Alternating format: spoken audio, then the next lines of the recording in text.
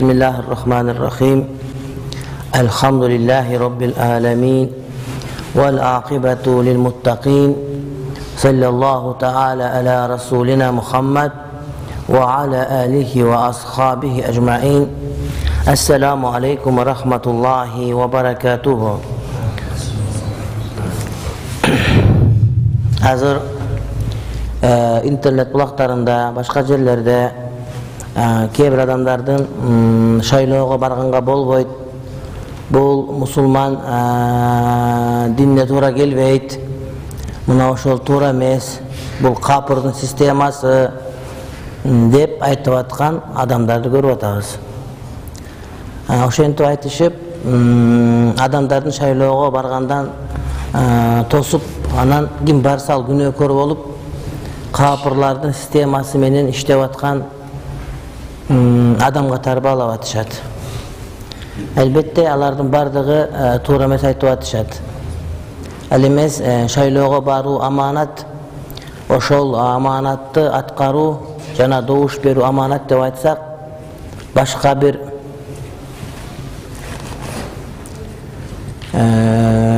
адамдар ал туура эмес, аманат деген бирөөдөн тыйын алсаң, ошол тыйынды өткөрүп берүү гана аманат болот. Ал эми добуш аманат болбойт.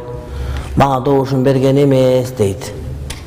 Деп кээ бирөөлөр интернеттен жазып атат, өздөрү Кур'ан-ы Каримди түшүнгөн киши болуп, чындыгында Кур'ан-ы Карим такыр түшүнгөн жерлери жок. Кур'ан-ы Каримдеги шариятыбыздагы аманат түшүнүгү өтө кенен түшүнүк.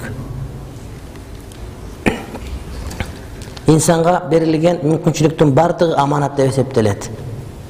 Ошол аманатты өз ордуна коюп туура аткарып берүү ал кыяматта биз жооп бере турган маселе. Бизге берилген ден соолук да аманат. Эгерде бизди шайлоого катышууга укук берип, мүмкүнчүлүк берип, шайлоого катыш деп атса, демек ошонун өзү аманат. Аманатты туура түшүнүү үчүн биз зулумдук деген туура түшүнүш керек, анткени аманаттын тетириси зулумдук. Ар бир нерсени түшүнбөй калганда, ошонун тетирисин айтсаң, түшүндүрсөң, анын тетирисиндеги айтып аткан нерсени түшүнөт.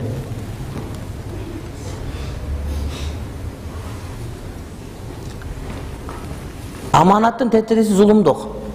Эгерде кайсыл бир нерсени туура эмес иштетсең, же ошол нерсеге кыянатчылык кыла турган болсоң, анда сен аманатка кыянат кылган болосуң. Ал эми аманат ар бир нерсе өз ордуна коюу. Ал эми ар бир нерсени өз ордуна койбой коюу бул зулумдук кылган болот дагы, бул кыянатчылык деп айтылат. Ар нерсени өзүнүн ордуна коюу.